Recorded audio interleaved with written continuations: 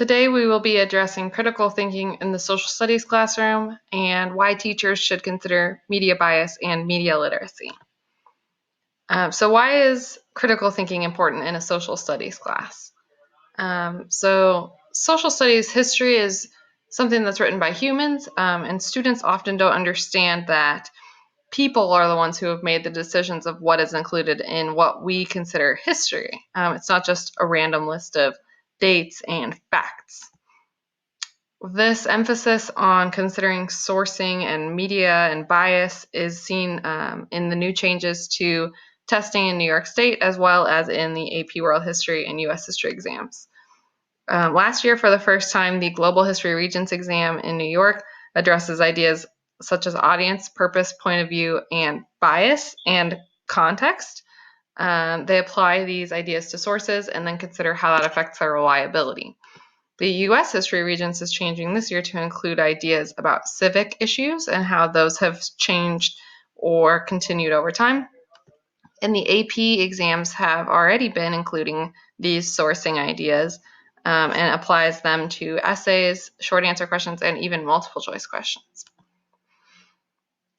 How do these historical thinking skills apply to current events? That's probably the most important and most pertinent to our students currently. So with the media today constantly bombarding our students, there's often a question about what is reliable, what is biased, how do we know? This chart is something that teachers can use to address that idea.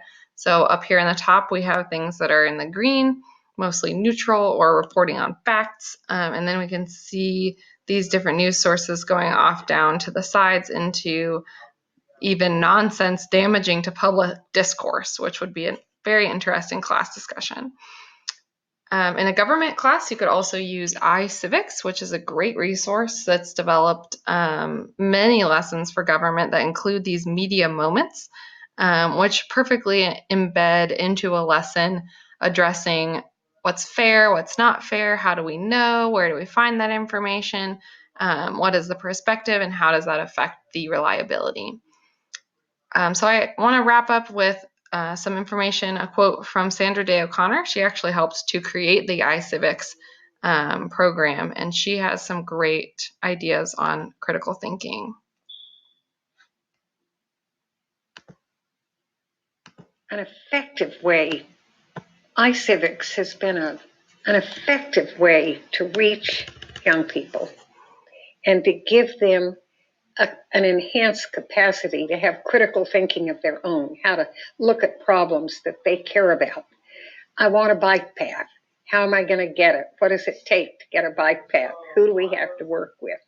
To learn that, to think it through, and to figure out how to get a solution to what they care about is a great thing to learn when you're young. And then to carry it out is thrilling. So they can really benefit from us as young people.